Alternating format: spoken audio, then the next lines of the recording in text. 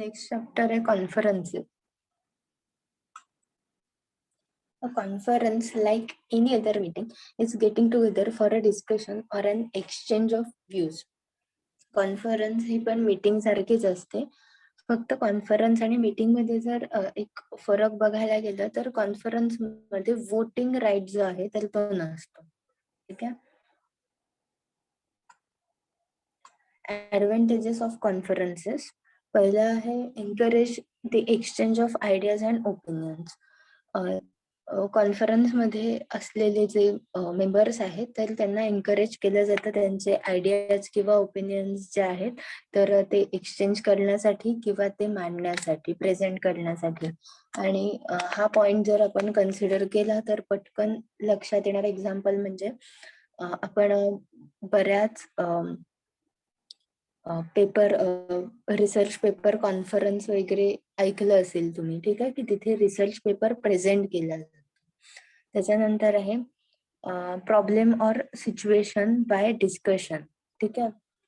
Bring out many facets of problem or solution by discussion.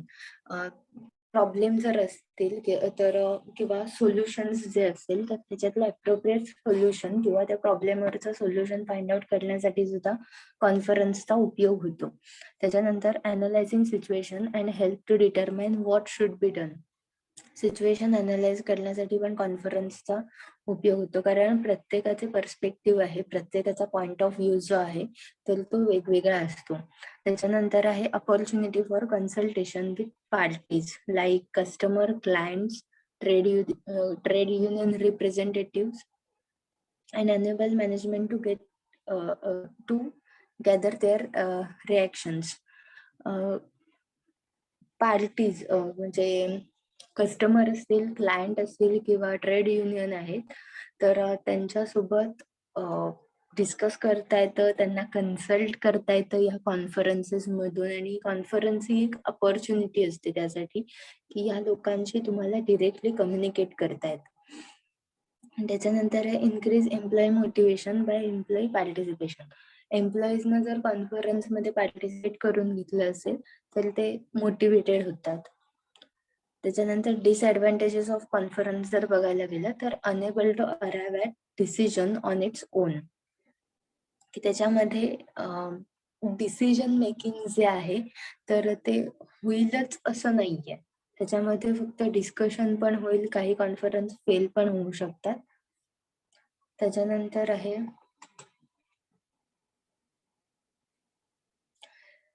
if a subordinate is called to conference on a subject which is outside of scope of experience, it will only make him feel frustrated and inadequate. की एखाद्या पर्सनला की तो त्याच्या त्या सब्जेक्टशी काही संबंध नाहीये त्या कॉन्फरन्सशी आणि त्या पर्सनला तिथे पार्टिसिपेट केलं असेल तर तो फ्रस्ट्रेट होणार आहे किंवा त्याला तिथे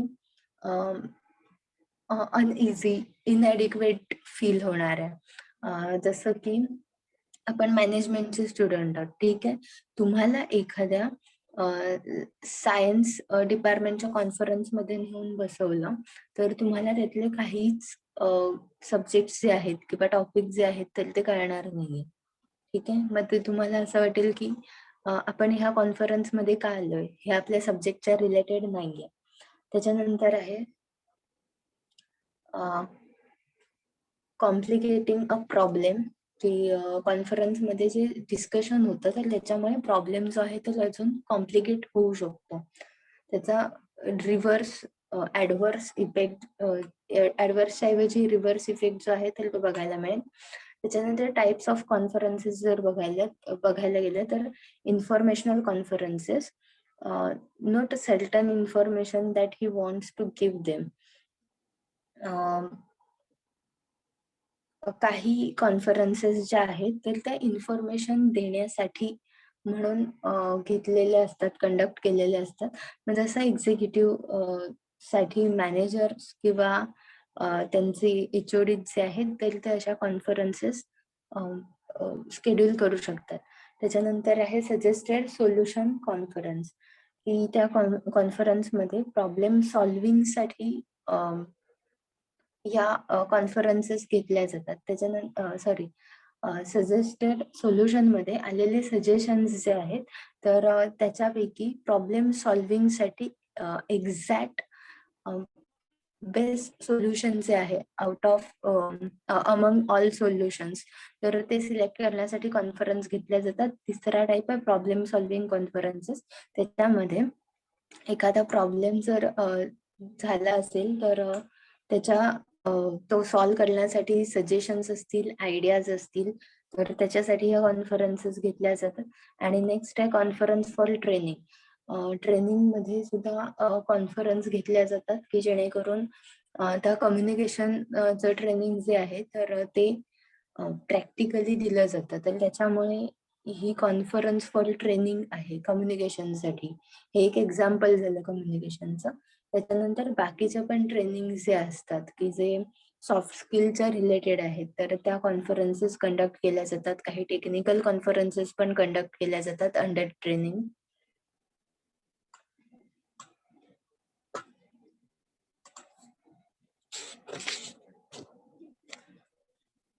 नेक्स्ट आहे ऑर्गनायझिंग अ कॉन्फरन्स.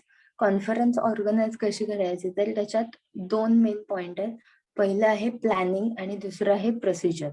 प्लॅनिंग मध्ये आपण बघतो की analyse issue and determine purpose, की इश्यू काय आहे आणि कॉन्फरन्सचा पर्पज काय आहे, तर तो अनालाइज केला जातो बिफोर प्लॅनिंग दी कॉन्फरन्स.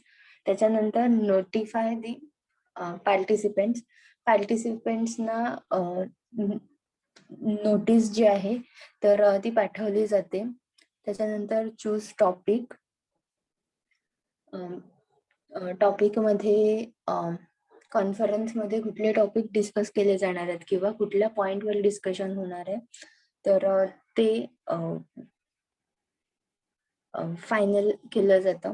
त्याच्यानंतर take care of physical arrangements. Physical arrangements मध्ये सिटिंग अरेंजमेंट असेल किंवा ऑडिओ व्हिज्युअल इक्विपमेंट्स असतील, कोणाला प्रेझेंटेशन करायचं असेल तर ते असेल, व्हाईट बोर्ड असेल, ब्लॅक बोर्ड असतील, तर ह्या सगळ्या गोष्टींची अरेंजमेंट.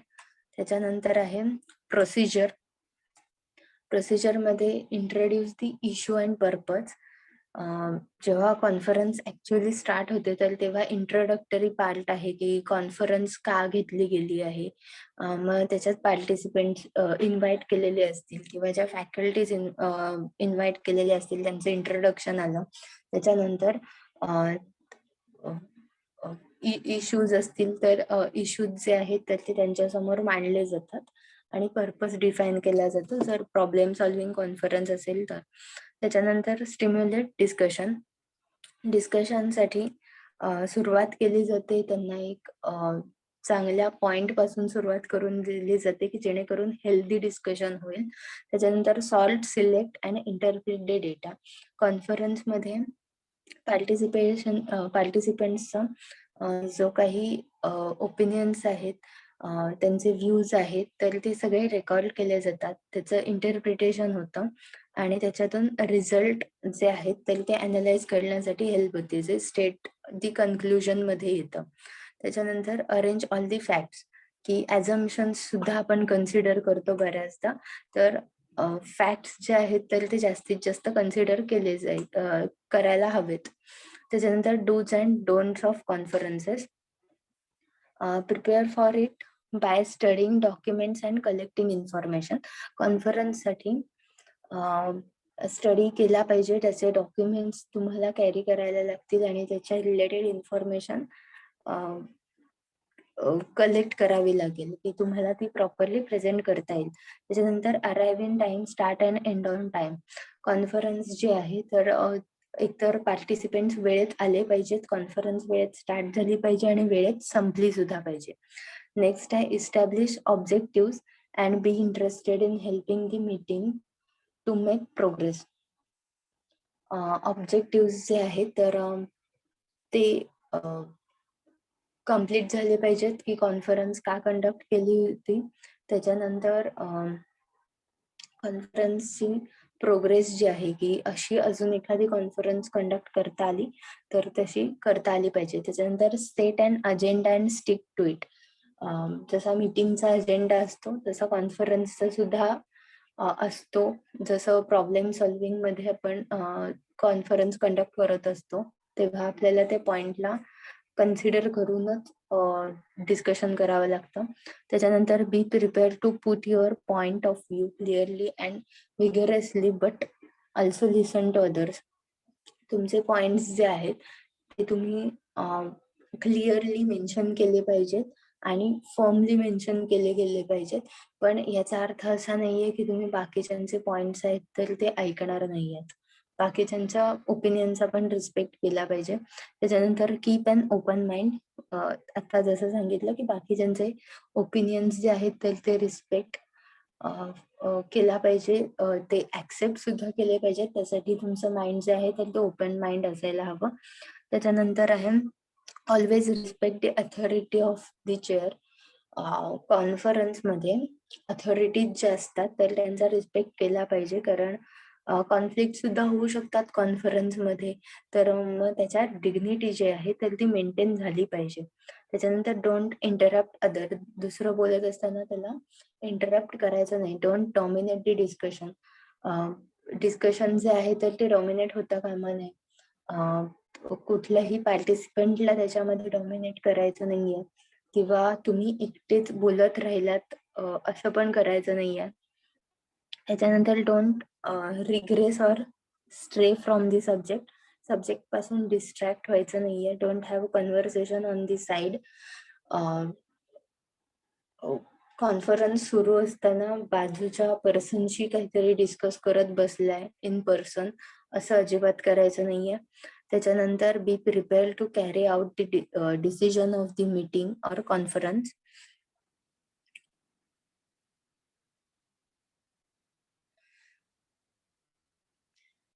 कॉन्फरन्स मधले डिसिजन आहेत किंवा त्याच्यात पार्टिसिपेशन आहे तर ते ऍक्टिव्हली केलं पाहिजे. Call a conference only in consultation on telephone. Do not tell the necessary result. Conference जे आहे तर त्याच्यात नेसेसरी रिझल्ट तुम्हाला मिळतीलच असं नाहीये. आणि टेलिफोनिक कॉन्फरन्स सुद्धा घेतली जाऊ शकते, पण ती कन्सल्टेशन साठी म्हणजे विथ कन्सेंट असेल तर. त्याच्यानंतर circulate the notice and agenda well in advance. मीटिंगचा अजेंडा किंवा नोटीस सर्क्युलेट केली जाते जशी प्रायर मध्ये, तर तसंच कॉन्फरन्सचा अजेंडा सुद्धा सर्क्युलेट केला गेला पाहिजे आधी. त्याच्यानंतर prepare the agenda breaking issues into their smallest components. Agenda जे आहे तर ते पॉइंट वाईज डिस्कस केले पाहिजे. त्याच्यामध्ये स्मॉल कंपोनंट्स जे आहेत तर ते कन्सिडर केले पाहिजेत. नेक्स्ट आहे contemporary method of organising a conferences. First आहे व्हिडिओ कॉन्फरन्सिंग. व्हिडिओ कॉन्फरन्सिंग आपल्याला सगळ्यांना माहिती आहे. आपण व्हिडिओ कॉन्फरन्स मध्ये म्हणजे हे फीचर जे आहे तर ते आपण व्हॉट्सअपला सुद्धा युज करतो. व्हिडिओ कॉन्फरन्स, ठीक आहे. कॉन्फरन्स कॉल जे करतो दोन पेक्षा जास्त लोकांना गेलं की व्हिडिओ कॉन्फरन्सिंग, ठीक आहे. तर त्याच्यामध्ये इंटरव्ह्यू साठी पण कंडक्ट केले जातात, डिस्कशन साठी कंडक्ट केले जातात, की जेव्हा फिजिकली कॅन्डिडेट्स जे आहेत तर ते कॉन्फरन्स अटेंड करू शकत नाहीत, तेव्हा व्हिडिओ कॉन्फरन्सिंगचा ऑप्शन चूज केला जातो आणि ही फेस टू फेसच ऑप्शन आहे यातला. त्याच्यानंतर preparation before conducting video conferencing. Video कॉन्फरन्सिंगच्या आधी प्रिपरेशन जे आहे तर video conference should be kept less, not more than 8 people at each site is recommended. की व्हिडिओ कॉन्फरन्स जी आहे तर ती शॉर्ट पिरियड ऑफ स्पॅन साठी असायला पाहिजे आणि 8 लोक जास्तीत जास्त रेकमेंड केली आहेत. एका कॉन्फरन्ससाठी, कारण त्याच्यामुळे कॉन्फरन्स जी आहे तर ती स्मूथ फ्लो मध्ये होईल. त्याच्यानंतर while planning the agenda, its scope should be kept limited and its time short so that attendees stay focused. Agenda जो आहे तर ती प्रॉपरली प्लॅन केला पाहिजे. त्याच्यानंतर टाइम स्पॅन शॉर्ट असल्यामुळे डिस्कशन जे आहे तर ते अजेंड्याला धरून त्याच्यातले जे पॉइंट्स आहेत तर त्याला कन्सिडर करूनच झालं पाहिजे. त्याच्यानंतर आहे the camera should not be kept very close to monitor, else it would give the impression that the participants are looking at camera when they are actually looking at the monitor. Monitor जो आहे तर त्याच्या जवळ अगदी camera ठेवायचा नाहीये, नाहीतर व्यवस्थित ऍडजस्ट करायला पाहिजे. कॅमेरा लगेच आय कॉन्टॅक्ट असायला हवा व्हिडिओ कॉन्फरन्स मध्ये पण जेव्हा स्क्रीनवर बघताना कंटिन्युअसली त्या कॅमेरामुळे कॅन्डिडेट कॅमेरामध्ये एकदम कॅमेरामध्ये डिरेक्टली बघतोय असं वाटता कामा नये. त्याच्यानंतर output of the monitor should be checked to ensure the view of other participants. Output जे आहे तुम्हाला जी स्क्रीन दिसते तर बाकीचे पार्टिसिपेंट्स जे आहेत तर त्यांच्या ते ऍक्टिव्ह आहेत का तर ते तुम्हाला लक्षात येईल. तर आपण झूम मीटिंग यूज करतो, ठीक आहे. ही पण व्हिडिओ कॉन्फरन्सिंग साठी पण एक ऑप्शन आहे. तर ह्याच्यामध्ये कोणाचा माईक ऑन असेल, कोणाचा व्हिडिओ ऑन असतील, कोणी स्क्रीन शेअर करत असतं, तर या सगळ्या गोष्टी ज्या आहेत तर त्या तुम्हाला तुमच्या स्क्रीनवर दिसत असतात. नेक्स्ट आहे each attendee should be provided with microphone. Microphone provide करायला हवे प्रत्येक पार्टिसिपेंटला, कारण प्रत्येक पार्टिसिपेंट जो आहे तर तो त्या कॉन्फरन्स मध्ये बोलणार आहे. त्याच्यानंतर फ्यू गाईडलाईन्स फॉर दी पार्टिसिपेंटसाठी काही गाईडलाईन्स आहेत. तर त्याच्यातलं आहे he should speak to the screen because this is what participant should would see, but at the same time he should not share at the monitor. पार्टिसिपेंटने बोलताना स्क्रीनवर त्याचे references घेऊन बोललं तरी चालेल. म्हणजे स्क्रीनवर रेफरन्सेस घेऊन बोललं तर पॉइंट वाईज बोलता येईल, जसं आपण नोट्स काढतो कॉन्फरन्स मध्ये. पण ती स्क्रीन जी आहे तर ती शेअर करायची नाहीये. ती तुमच्या रेफरन्स साठी असायला हवी फक्त. त्याच्यानंतर he should use his normal tone of voice but speak a little slower than normal. Voice tone जो आहे तर तो नॉर्मल असायला पाहिजे, पण नेहमी जितक्या स्पीडने बोलतात त्याच्यापेक्षा थोडस कमी स्पीडने बोललं गेलं पाहिजे, कारण इंटरनेट प्रॉब्लेममुळे तुमचे वर्ड्स जे आहेत तर ते मिस होऊ शकतात किंवा कन्फ्युजन क्रिएट होऊ शकतं तुमच्या सेंटेन्सेसमुळे किंवा तुमच्या वर्ल्डमुळे. त्याच्यानंतर आहे any kind of noise like tapping the table, sneezing, coughing etcetera should be kept to the minimum. बाकीचे जे नॉइज आहेत तर ते कमी असायला पाहिजे तुमच्या आजूबाजूला, आणि अवॉइड करता आले तर चांगलंच आहे. त्याच्यानंतर आहे teleconferencing.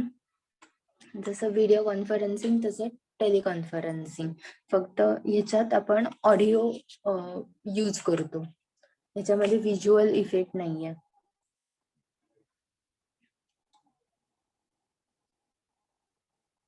Advantages of teleconferencing. People who could not attend a distance face-to-face meeting can participate. जे face to face meeting attend करू शकत नाही तर ते टेलिकॉन्फरन्सिंग अटेंड करू शकतात. त्याच्यानंतर follow up to earlier meeting can be done with relative is and little expensive. की त्याचा फॉलोअप जो आहे तर तो लिटल एक्सपेन्सिव्ह असू शकतो, कारण आपण कंटिन्युअस त्या टेलिफोनवर असणार आहोत, कनेक्टेड असणार आहोत. त्याच्यानंतर आहे socialising is minimal compare to face meeting. Therefore, meetings are shorter and more oriented to primary purpose of the meeting. Face to face meeting मध्ये आपण जितकं डीप डिस्कशन करतो तितकं ह्याच्यात करता येईल असं नाहीये. शॉर्टर टाइम पिरियड मध्ये तुम्हाला डिस्कस करावं लागतं आणि प्रायमरी पर्पज जो आहे मीटिंगचा तर तो फुलफिल झाला पाहिजे. नेक्स्ट आहे communication between the home office and field staff is maximise. की टेलिकॉन्फरन्सिंग जास्तीत जास्त यूज केलं जातं वर्क फ्रॉम होम जर असेल, ठीक आहे. फील्ड ऑफिस आणि होम ऑफिस ह्याच्यामध्ये पण जास्तीत जास्त यूज केलं जातं की एखादं हेड ऑफिस आहे आणि त्याचे सब ऑफिसेस किंवा सब युनिट्स जे आहेत त्यांच्यामध्ये कॉन्टॅक्ट करण्यासाठी. त्याच्यानंतर participants are generally better prepared than face to face meeting. Participants जे आहेत तर ते व्यवस्थित प्रिपेअर झालेले असतात rather than face to face meeting मध्ये जेवढा स्ट्रेसफुल असतात त्याच्यापेक्षा. त्याच्यानंतर आहे disadvantages of conferencing. Unsatisfactory to complex interpersonal communication. Interpersonal communication होत नाही टेलिकॉन्फरन्सिंग मध्ये, म्हणजे व्यवस्थित होत नाही. त्याच्यानंतर impersonal, less easy to create an atmosphere of group support. Group create होत नाही कारण इंटरपर्सनल स्किल जे आहेत तर ते कमी पडतात. त्याच्यानंतर lack of participant familiarity with the equipment. Participants जे आहेत तर त्यांची एकमेकांमध्ये ओळख जी आहे तर ती होण्याचे चान्सेस आहेत तर ते कमी असतात कारण फेस टू फेस कम्युनिकेशन मध्ये ही गोष्ट इझिली घडून येऊ शकते, जी टेलिकॉन्फरन्सिंग मध्ये त्याचा डिसएडव्हान्टेज आहे. Greater participation and preparation time needed. Participation जे आहे तर त्याच्यामध्ये प्रिपरेशनचा टाइम जास्त लागतो. त्याच्यानंतर difficulty in determining participant speaking order. Frequently one person monopolise the meeting. की बोलण्यासाठी किंवा तुम्हाला बोलण्याचा चान्स मिळण्यासाठी वेळ लागू शकतो. त्याच्यानंतर एखादा पर्सन जो आहे तर तो मीटिंग जी आहे तर ती मोनोपलाइज करू शकतो. त्याच्यानंतर आहे webinar. Webinar is a short form of web-based seminar, workshop or seminar that is transmitted over the web using video conferencing software. आपण बरेच वेबिनार्स बघतो आता की जसं सॉफ्टवेअरचा यूज करून व्हिडिओ कॉन्फरन्सिंग कंडक्ट केलं जातं, जसं स्काईप आहे, व्हॉट्सअप आहे, त्याच्यानंतर झूम आहे. नेक्स्ट आहे Skype. There is 4 types of conferencing available in Skype: web conferencing, audio conferencing, video conferencing, dial-in conferencing and instant message conferencing. ठीक आहे. स्काईप तुम्हाला सगळ्यांना माहिती आहे, तुम्ही सगळ्यांनी स्काईप यूज केलं असेल. जर काही प्रॉब्लेम असेल तर स्काईप डाउनलोड करून त्याच्यातले फीचर्स बघू शकता. ठीक आहे. जास्तीत जास्त यूज केलं जाणारं सॉफ्टवेअर आहे स्काईप कॉन्फरन्ससाठी. त्याच्यानंतर आहे वेब कॉन्फरन्सिंग. वेब कॉन्फरन्सिंग मध्ये फीचर्स जे आहेत तर ते आहेत, पहिलं आहे white board and annotation. White canvas किंवा व्हाईट बोर्ड जे आहेत तर ते यूज केले जातात, शेअर केले जातात. जस्ट लाईक तुम्हाला शेअर स्क्रीन केलंय मी, म्हणजे डॉक्युमेंट जे आहे तुमच्या समोर जे स्क्रीनवर मी बुक ओपन केलंय तर डॉक्युमेंट शेअर केलंय, म्हणजे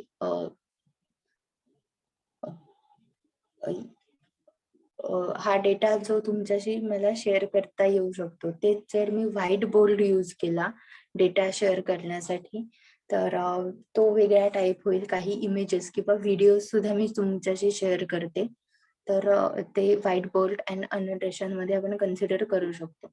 नेक्स्ट आहे पोलिंग. पोलिंग मध्ये आता वोटिंग राईट नाहीये, पण पोलिंग राईट आहे. त्याच्यानंतर आहे application sharing and desktop sharing. Application सुद्धा शेअर करता येऊ शकतं किंवा डेस्कटॉपची स्क्रीन मी जशी शेअर करते तुम्हाला ती शेअर करता येऊ शकते. त्याच्यानंतर आहे PowerPoint sharing. PowerPoint presentation जर मी बनवलं असेल तर ते तुम्हाला मी शेअर करून त्याच्यावर प्रेझेंटेशन देऊ शकते.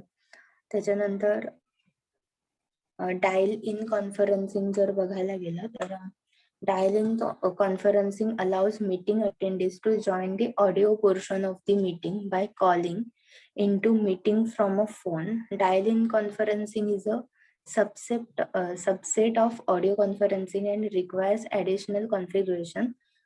For more information about dial in conferencing. Dial in conferencing बघायला गेलं तर मोबाईलनी ते त्या पर्टिक्युलर सॉफ्टवेअरला कनेक्ट होतात audio basis, on audio basis. म्हणजे आपण जसं कॉल करतो तसे ते कनेक्ट होतात. That is dial in conferencing. स्काईपला ते फीचर आहे. व्हॉट्सअपचं फीचर तुम्हाला माहित असेल की तुम्ही 3-4 जण किंवा तुमचा जो काही ग्रुप असेल तर ते तुम्ही व्हॉट्सअप कॉल करता. ठीक आहे. त्याच्यानंतर instant message conferencing. Instant message conferencing म्हणजे तुम्ही चॅट करत असता. ठीक आहे. आता हेच जर तुमचे व्हॉट्सअपचे ग्रुप कन्सिडर केलं तर ते कॉन्फरन्स इन्स्टंट मेसेज कॉन्फरन्सिंग सारखंच झालं की तुम्ही त्या ग्रुपवर काहीतरी डिस्कस करत असता, तुम्हाला त्याच्यावर लगेचच रिप्लाय येतात. काय कॉन्फरन्सिंग टॉपिक संपला. आता आपण नेक्स्ट टॉपिक बघूया.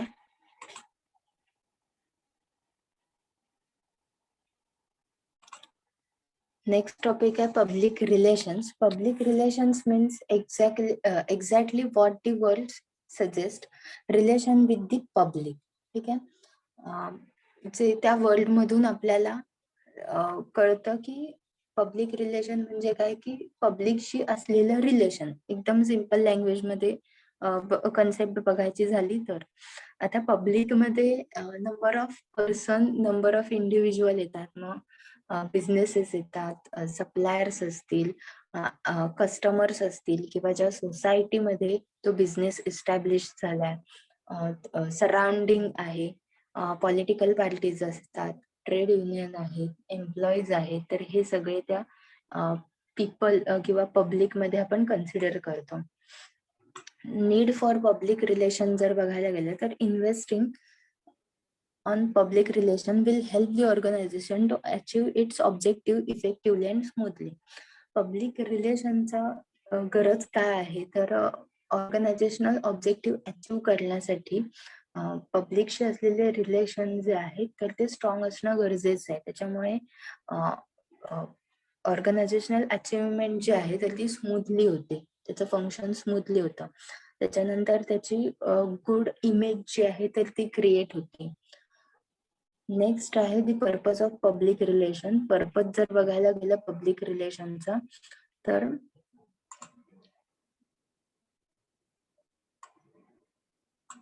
प्रमोशनल अपॉर्च्युनिटी आहे की जेणेकरून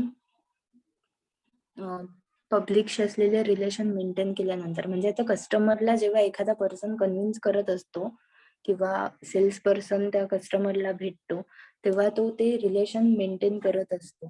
ठीक आहे. त्या पर्सनशी कनेक्ट व्हायचा प्रयत्न करत असतो थ्रू हिज कंपनीज प्रोडक्ट और सर्व्हिसेस.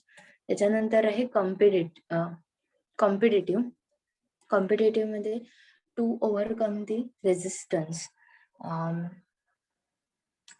जसं आपण मार्केटमध्ये, स्ट्रीट मार्केटमध्ये जर बघितलं तर पब्लिक रिलेशन हा पार्ट किंवा कॉम्पिटिशन हा पार्ट तुम्हाला बघायला मिळतो की बरेच हॉपर्स जे आहेत तर ते ओरडून त्यांच्याकडे कस्टमरला बोलवत असतात, बार्गेन करायला तयार असतात. ठीक आहे.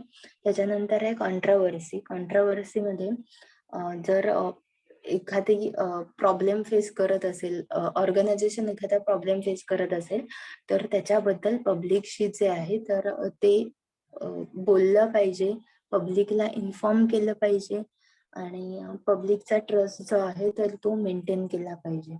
त्याच्यानंतर आहे adverse publicity.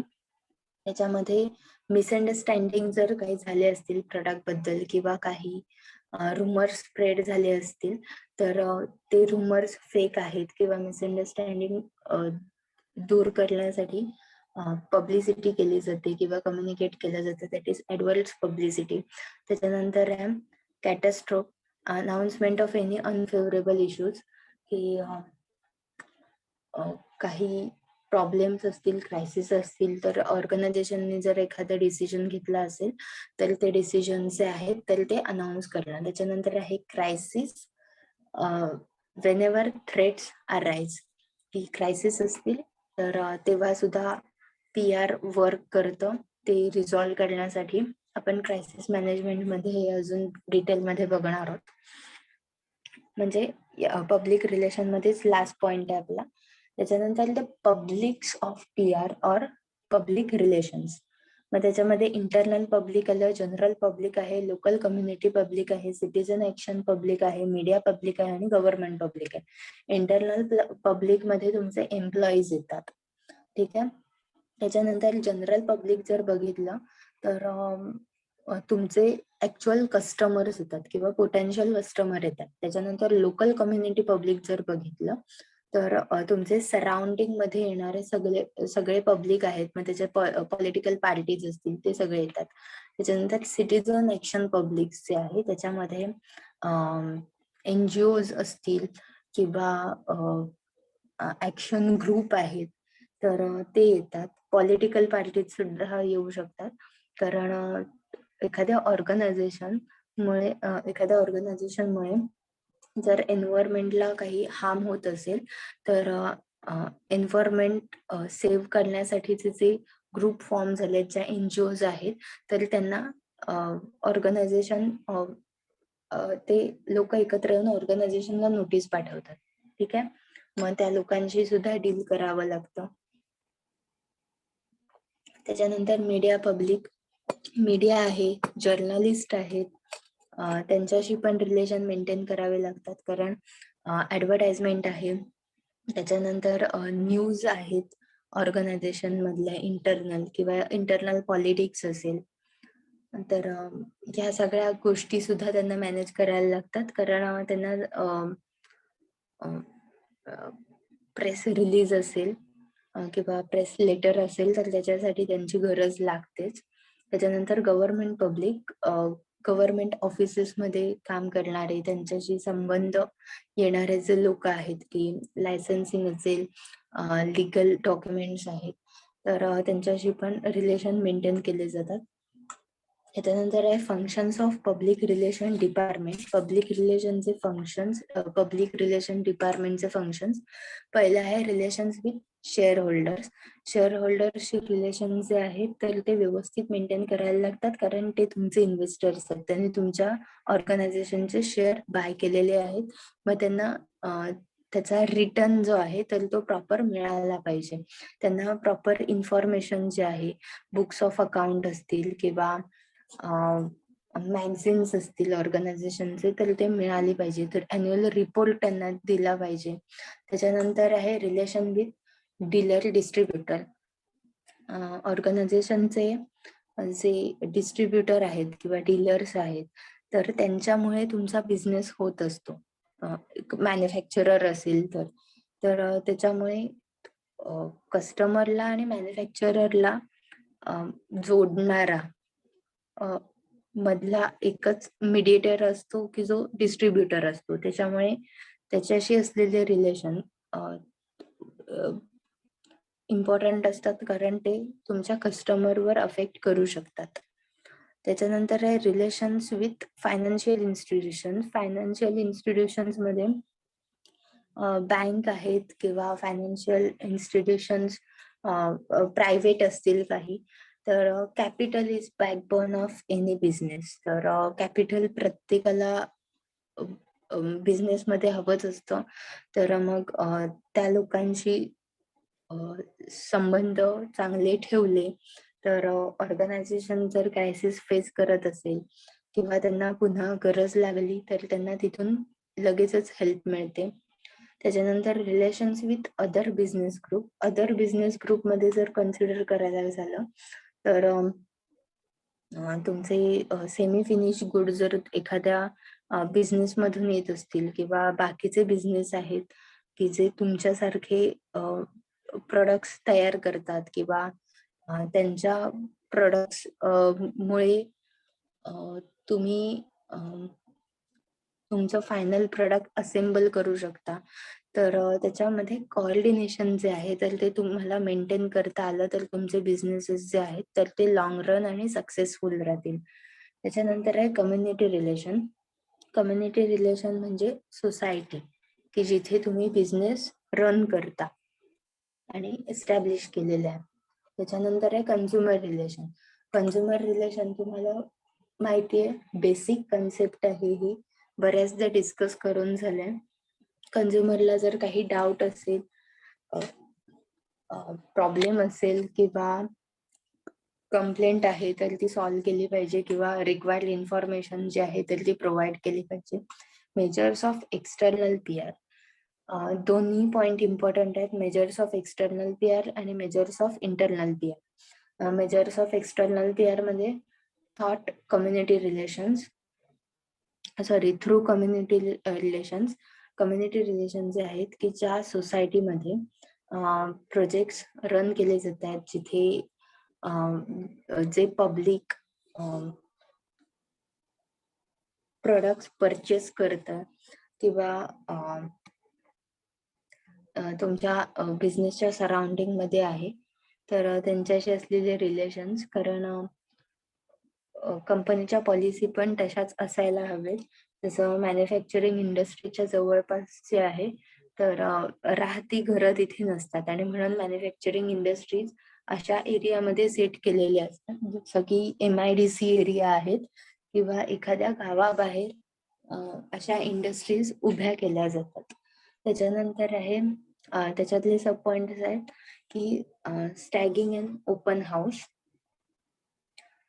Through community relation मध्ये स्ट्रायकिंग अँड ओपन हाऊस मध्ये कस्टमर असतील, शेअर होल्डर्स असतील, सप्लायर्स असतील, डीलर्स आहेत तर किंवा कम्युनिटी लिडर्स आहेत तर ह्या लोकांना इन्व्हाइट केलं जातं तुमच्या प्लांटला व्हिजिट करण्यासाठी किंवा ऑर्गनायझेशन मधल्या ऑफिसेस मध्ये व्हिजिट करण्यासाठी की जेणेकरून ऑर्गनायझेशनल वर्क कसं चालतं. आणि म्हणून आपण इंडस्ट्रियल व्हिजिट जेव्हा करतो तर त्या इंडस्ट्रीजने त्यासाठी परमिशन दिलेली असते कारण त्यांचं ओपन हाऊस असतं.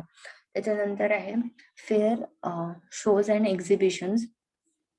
शोज किंवा एक्झिबिशन जे आहे, एंटरटेनमेंट प्रोग्राम्स जे आहेत किंवा कॉन्टेस्ट असतील तर त्या ऑर्गनायझेशन कडून ऑर्गनाईज केल्या जातात. त्याच्यानंतर आहे sponsoring culture and sports. Sports किंवा कल्चरल इव्हेंट्स जे आहेत तर ते स्पॉन्सर केले जातात. जसं आता रिसेंटली क्रिकेटच्या मॅचेस असतील, फुटबॉल असेल किंवा बाकीच्या कुठल्या टुर्नामेंट्स असतील, स्पोर्ट ऍक्टिव्हिटी कन्सिडर करायला झाल्या तर कल्चरल इव्हेंट मध्ये जे रियालिटी शोज आपण बघतो किंवा अवॉर्ड फंक्शन्स जे आपण टेलिव्हिजनला बघतो तरी ते सगळे स्पॉन्सर्ड असतात. त्याच्यानंतर public service films. Companies are increasingly taking to making their own films in order to educate their workers and the outside public. ऑर्गनायझेशनच्या इंटरनल प्रोसेसच्या फिल्म्स तयार केल्या जातात की जेणेकरून त्यांचं प्रोसेसिंग जे आहे तर ते हेल्थी अँड सेफ एन्व्हायरमेंट मध्ये केलं जातं किंवा वर्कर्सना कसं ट्रीटमेंट मिळते आता त्याचं एक्झाम्पल जर बघायचं झालं त्यातल्या त्यात तर फूड फॅक्टरी नावाचा एक शो आहे. तर त्याच्यात पूर्ण मॅन्युफॅक्चरिंग प्रोसेस जी आहे तर ती दाखवली जाते आणि त्याच्यामध्ये त्यांची सेफ्टी असेल किंवा हायजीन जी आहे तर ती कशी मेंटेन केली जाते, टेस्ट कशी किंवा क्वालिटी चेक कसं मेंटेन केलं जातं, तर हे सगळं दाखवलं जातं त्याच्यात.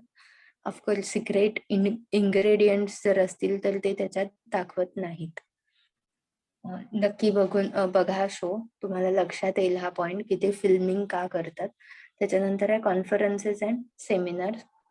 कॉन्फरन्स आणि सेमिनार आपण जर आता पॉइंट जो डिस्कस केला तर ते तसं ऑर्गनाइज केलं जातं. एखाद्या कंपनीच्या कॉन्फरन्स असतात, मग ट्रेनिंगच्या रिलेटेड असतील किंवा इन्फॉर्मेटिव्ह कॉन्फरन्सेस असतील. त्याच्यानंतर आहे through media relations. Media relations मधून कसे मेंटेन केले जातं तर प्रेस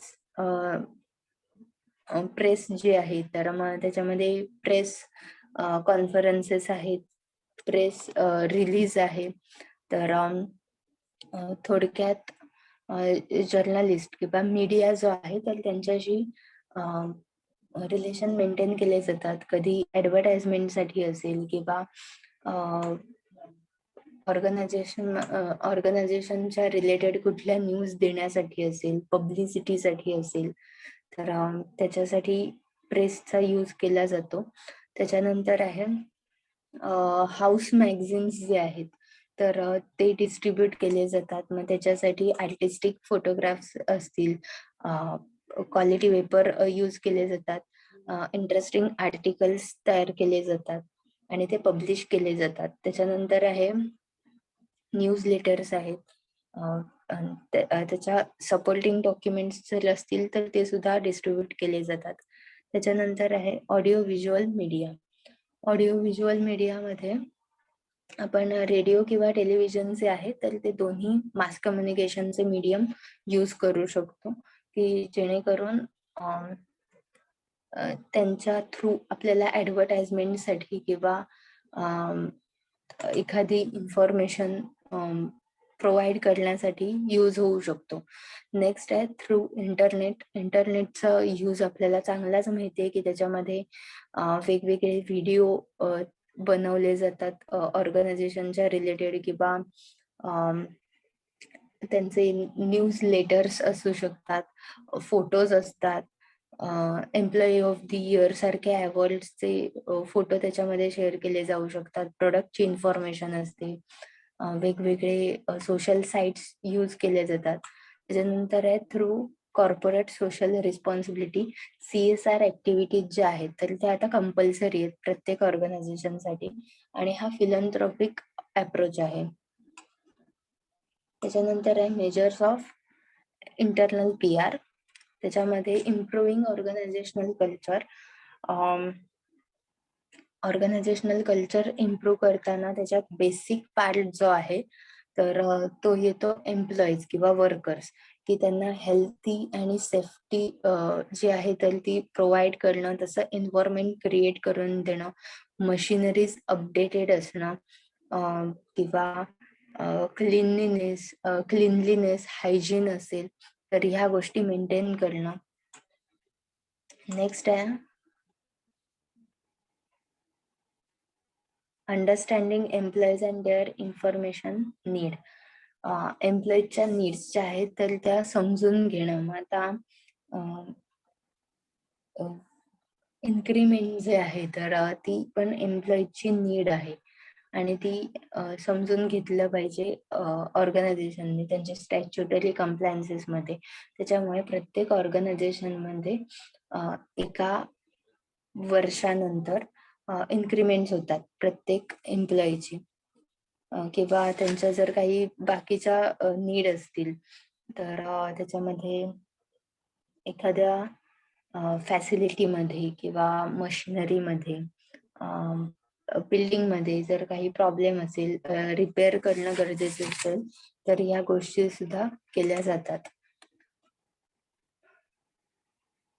जर ऑर्गनायझेशन मध्ये चेंज करायचं असेल तर पहिल्यांदा एम्प्लॉईजना विश्वासात घेतलं जातं, त्यांना पहिल्यांदा शेअर केलं जातं.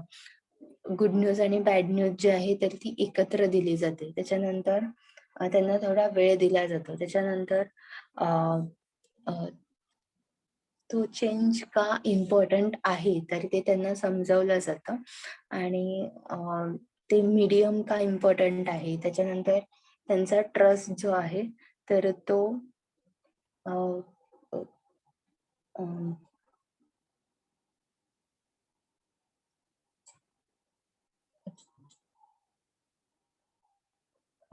Use media trusted by employees. Media जे रुमर्स स्प्रेड करत असेल किंवा ऑफिशियल जे न्यूज असेल तर ती ऑर्गनायझेशनच प्रोव्हाइड करते एम्प्लॉईला की जेणेकरून एम्प्लॉईचा ट्रस्ट त्यांच्यावर राहील. त्याच्यानंतर आहे ओपनिंग एम्प्लॉई कम्युनिकेशन चॅनल. एम्प्लॉईजना डिरेक्टली त्यांच्याशी कम्युनिकेट करता येईल असे चॅनल्स, असे मीडियम्स जे आहेत तर ते ओपन केले जातात. जसं की काही कंप्लेंट बॉक्स आपण कॉलेजेसमध्ये बघतो, तसंच ऑफिसेसमध्ये सुद्धा असतात. त्याच्यानंतर आहे हाऊस जर्नल्स. हाऊस जर्नलमध्ये एम्प्लॉईज म्हणजे इंटरनल ऑर्गनायझेशनसाठी इन हाऊस मॅगझिन्स जे आहेत तर ते बनवले जातात की ज्याच्यामध्ये एंटरटेनमेंट, इंटरेस्ट किंवा इन्फॉर्मेशन जे आहे तर ती ऑर्गनायझेशनची असते, त्याचे पिक्चर्स असतात. मग त्याच्यामध्ये डिपार्टमेंट मधले अचिव्हर्स जे आहेत तर त्यांचे फोटो असू शकतात. अवॉर्ड, रिवॉर्ड ज्यांना मिळालेत, जे विनर्स आहेत त्यांची इन्फॉर्मेशन असते. त्याच्यानंतर आहे press clipping service and employee handbook. त्याच्यामध्ये एम्प्लॉईला हँडबुक दिलं जातं किंवा जर्नल दिलं जातं की ज्याच्यामध्ये ऑर्गनायझेशनची कम्प्लीट इन्फॉर्मेशन असते अप टू डेट. त्याच्यानंतर fact sheets, finding out facts about the organization you work for, and preparing fact sheet is the basic tool of the successful PR man. Fact sheets are about a variety of topics and are to be kept ready for distribution and dissemination inside and outside the company.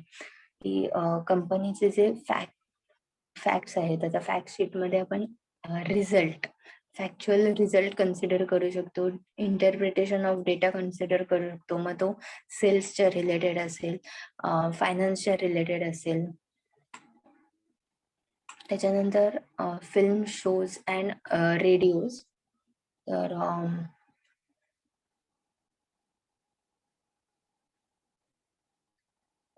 Colour instructional films ज्या आहेत, आता काही organisation जे आहेत तर ते या पद्धतीने इन्फॉर्मेशन प्रोव्हाइड करायचा प्रयत्न करतात. जसं इंडक्शन प्रोग्राम मध्ये ऑर्गनायझेशनचं फिल्मिंग जर दाखवलं गेलं तर एम्प्लॉईजना इझी होतं. जसं काही ऑर्गनायझेशन आहेत अमूल सारख्या, तर त्यांनी अशा पद्धतीने कॉन्फरन्स हॉल तयार केलाय जिथे त्यांचं ऑर्गनायझेशन स्टार्ट झाली तिथपासून आतापर्यंतच त्यांची प्रोग्रेस कशी झाली, ती कोणी सुरू केली, त्यांच्या ऍडव्हर्टाइजमेंट कशा होत्या, त्याच्यात कसे चेंजेस होत गेले, इथपासून सगळं त्या फिल्म मध्ये त्यांनी रेकॉर्ड केलंय. ठीक आहे. आणि ते विजिटर्सना शो करतात आणि एम्प्लॉईज इंडक्शनला पण यूज करतात. त्याच्यानंतर आहे पब्लिक ऍड्रेस सिस्टीम. हे पब्लिकनं अटेंड करण्यासाठी किंवा रिस्पॉन्ड करण्यासाठीची सिस्टीम जी आहे तर ती स्ट्रॉंग बनवली जाते. जसं कंप्लेंट रिड्रेसल असेल किंवा इन्फॉर्मेशन प्रोव्हाइड करण्यासाठी असेल, डाऊट साठी त्यांना असिस्ट केलं जातं की डाऊट रिझॉल्व्ह करण्यासाठी असिस्ट केलं जातं. त्याच्यानंतर प्रोडक्ट अँड फोटोग्राफिक एक्झिबिशन. कंपनीचे प्रोडक्ट्स जे आहेत तर त्याचे आणि त्याचे फोटोज असतील तर ते डिस्प्ले केले जातात. त्याच्यानंतर व्हिजिट टू सिस्टर इन्स्टिट्यूशन्स और पायलट प्रोजेक्ट्स जे आहेत किंवा सब युनिट जे आहेत ऑर्गनायझेशनचे तर तिथे व्हिजिट साठी नेलं जातं. त्याच्यानंतर आहे social get togethers and community programmes. Festivals जे आहेत, न्यू इयर असेल, दिवाळी फेस्टिवल असेल, तर ते सेलिब्रेट केलं जातं की जेणेकरून प्रत्येक सब युनिट मधले, प्रत्येक ऑफिसेस मधले एम्प्लॉईज जे आहेत तर ते एकत्र येतील. त्याच्यानंतर आहे एम्प्लॉई ओपिनियन सर्वे. त्यांचा फीडबॅक जो आहे तर तो कंडक्ट केला जातो आफ्टर ट्रेनिंग प्रोग्राम असेल, प्रमोशन असेल किंवा सुपरविजन आहे, मॅनेजमेंट आहे, ऑब्झर्वेशन मेथड आहे. त्याच्यानंतर how to prepare a press release. Press release कशी तयार करायची, तर प्रेस रिलीज म्हणजे आपण न्यूज ज्या बघतो पेपरमध्ये, ठीक आहे, तर प्रेस रिलीज पण सेम असते. आता प्रेस रिलीज टिप्स जे आहेत किंवा फॉर्मॅट आणि कंटेंट जो आहे तर तो बघूया, म्हणजे तुमच्या लक्षात येईल की प्रेस रिलीज कशी तयार करतात. पहिलं आहे write a genuine headline. Headline जी आहे तर ती जेन्युइन असायला पाहिजे, त्याला काहीतरी अर्थ असायला पाहिजे. त्याच्यामधले सब पॉइंट जर कन्सिडर केले तर पहिला आहे ग्रॅब द अटेन्शन. पेपर तुम्ही परचेस केल्यानंतर फ्रंट पेजला तुम्हाला जी न्यूज तुमचं पहिलं अटेन्शन ग्रॅब करते, कॅच करते, ती न्यूज तुम्ही वाचायला घेता. कारण त्याचं टायटल जे आहे तर ते इंटरेस्टिंग असतं किंवा अट्रॅक्ट करतं तुमचं अटेन्शन. त्याच्यानंतर headlines written in bold. Headlines bold मध्ये टाईप केलेले असतात. त्याच्यानंतर फर्स्ट वर्ड कॅपिटलाइज. आपले जे ग्रामॅटिकल रूल्स जे आहेत तर ते फॉलो केले जातात. जसे सेंटेन्सेस मध्ये की पहिला वर्ड जो आहे तर तो कॅपिटल असायला पाहिजे. त्याच्यानंतर एक्स्ट्रॅक्ट इम्पॉर्टंट कीवर्ड्स. की कीवर्ड्स इम्पॉर्टंट जे आहेत, आता न्यूज लेटर आपण ऑनलाईन पण बघतो, तर गुगलला जेव्हा सर्च करतो काही वर्ड्स यूज करून, तर ते कीवर्ड्स असतात. त्याच्यामुळे तुम्हाला त्याचे रिझल्ट जे आहेत तर ते बघायला मिळतात. तर ते न्यूज लेटर मध्ये कीवर्ड्स जे आहेत तर ते यूज केले गेले पाहिजेत. त्याच्यानंतर आहे राईट दी बॉडी कॉपी.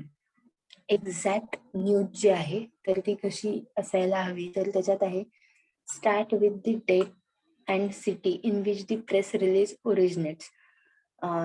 जिथे ती केस घडली किंवा ती न्यूज घडली आहे, प्रेस रिलीज झालंय, तर पहिली डेट मेन्शन केली पाहिजे आणि तिथलं लोकेशन, म्हणजे आजची तारीख 27 फेब्रुवारी 2021 आणि लोकेशन मुंबई असेल तर मुंबई, ठीक आहे. त्याच्यानंतर आहे the lead or first sentence should grab the reader.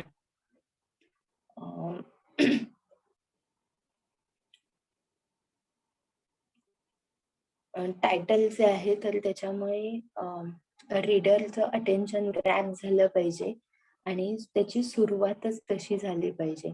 मग त्याच्यात एक्झाम्पल आहे की star publishing release new partition novel. हे फर्स्ट सेंटेन्स हे असं सेंटेन्स आहे तर ते चांगलं वाटेल की जे शॉर्ट सेंटेन्स यूज केलं जातं ओपनिंगला. त्याच्यानंतर आहे ती press release body copy should be compact.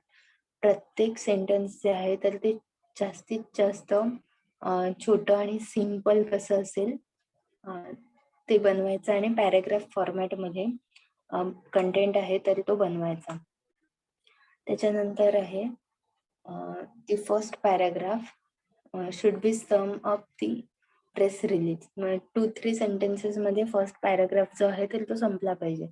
कधीही न्यूजपेपर बघितला असेल तर त्याच्यामधला पहिला पॅराग्राफ जो आहे तर तो त्या न्यूज मध्ये काय आहे याचं थोडक्यात दिलेलं असतं आणि त्याच्यानंतर त्याचे डिटेल्स दिलेले असतात पुढच्या पॅराग्राफ मध्ये. त्या पद्धतीने प्रेस रिलीज. त्याच्यानंतर डील विथ ऍक्च्युअल फॅक्ट्स. की ऍक्च्युअल फॅक्ट्स काय आहेत, काय इन्फॉर्मेशन मिळाली आहे. ऍझम्पशन्स प्रेस रिलीज मध्ये असता कामा नये. It only deals with facts. त्याच्यानंतर communicate with 5 Ws and H clearly. Who is this about, what is the actual news, when does it even happen, where does this event take place, or why this is news, and how is this happening. हे 5 WH questions जे आहेत तर ते आपण consider करतो आणि त्याची उत्तरं जी आहेत सगळी तर ती त्या प्रेस रिलीज मध्ये असायला पाहिजेत. त्याच्यानंतर आहे make it clean, crisp and applicable to your audience. ऑडियन्सला ते वाचताना क्लिअरली कळलं पाहिजे, त्याच्यामुळे सिम्पल लँग्वेज यूज केली पाहिजे आणि त्याच्यामध्ये इंटरेस्ट आला पाहिजे.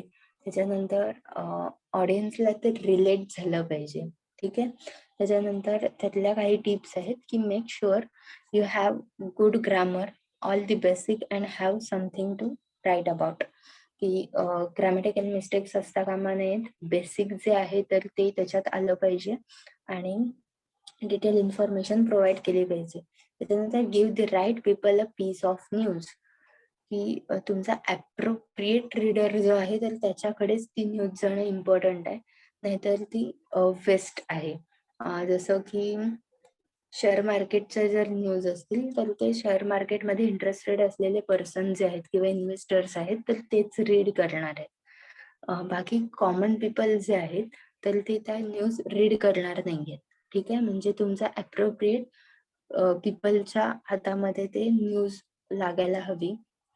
त्यानंतर send it in the morning, की मॉर्निंगला जनरली आपण बघतो की सकाळी चहा कॉफी किंवा ब्रेकफास्ट सोबतच न्यूज रीड केल्या जातात, तेव्हा जास्त अटेन्शन दिलं जातं न्यूज रिडिंगकडे.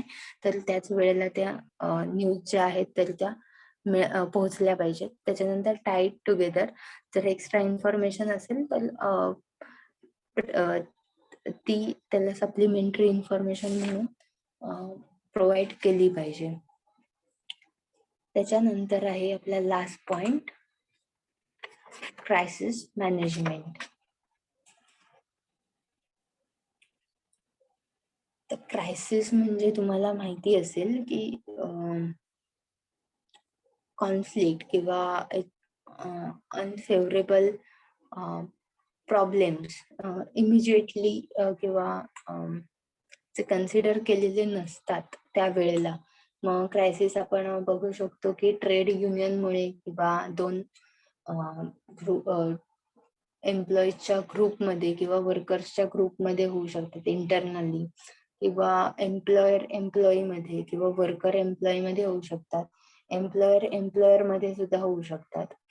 तर how does PR help in crisis management?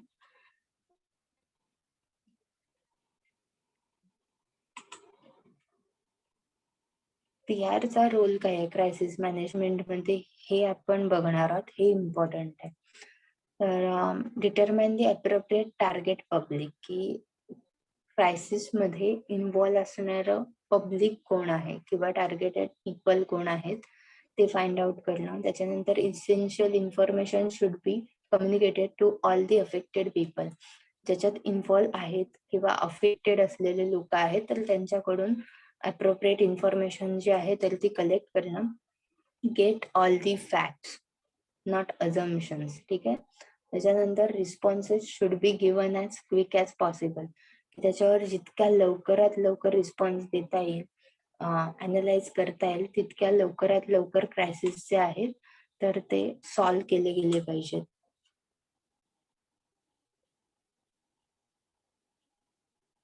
त्याच्यानंतर आहे be prepare to answer questions, की तुम्हाला तुमच्याकडे त्या क्वेश्चन्सचे आन्सर असायला पाहिजेत ॲज अ PR मॅनेजर.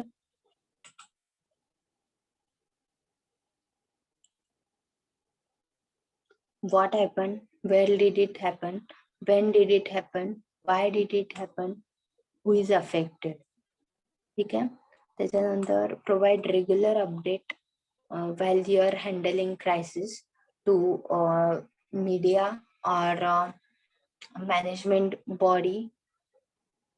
त्याच्यानंतर establish a chain of command, की रिपोर्टिंग जे आहे तर ते अथॉरिटीज ज्या आहेत तर त्यांना रिपोर्ट केलं पाहिजे. ती चेन ऑफ कमांड जी आहे तर ती फॉलो केली पाहिजे.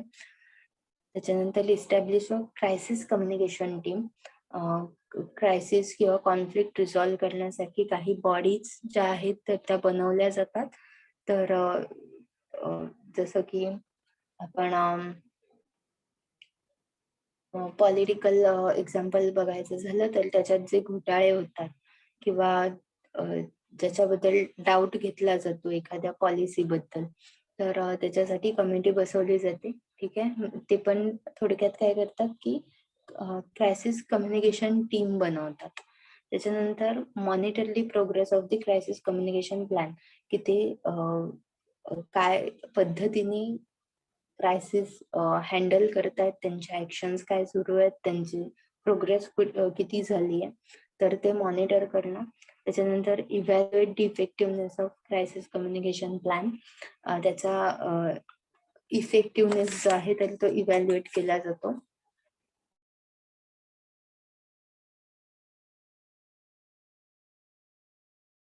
Relation is changing. क्रायसिसमुळे पब्लिक रिलेशन जे आहेत तर ते चेंज होऊ शकतात. फॉर एक्झाम्पल, एखाद्या कंपनीमध्ये फ्रॉड झाला असेल तर क्रायसिस तयार होऊ शकतात. त्या कंपनीला फायनान्शियल लॉस फेस करायला लागू शकतो, अनेकांचे जॉब जाऊ शकतात, बऱ्याच गोष्टी होतात. तर त्याच्यामुळे पब्लिकच्या माइंडमध्ये त्या ऑर्गनायझेशनची इमेज जी आहे तर ती चेंज होऊ शकते. मार्केटमध्ये त्या ऑर्गनायझेशनचं नाव खराब होऊ शकतं. आता क्रायसिस मॅनेजमेंटचं सक्सेसफुल एक्झाम्पल जर बघायचं झालं तर पेप्सीचं कन्सिडर करूया, की 1993 मध्ये पेप्सी आपण जी जे कोल्ड ड्रिंक पितो तर त्याच्यामध्ये सिरिंज सापडल्या होत्या. ठीक आहे.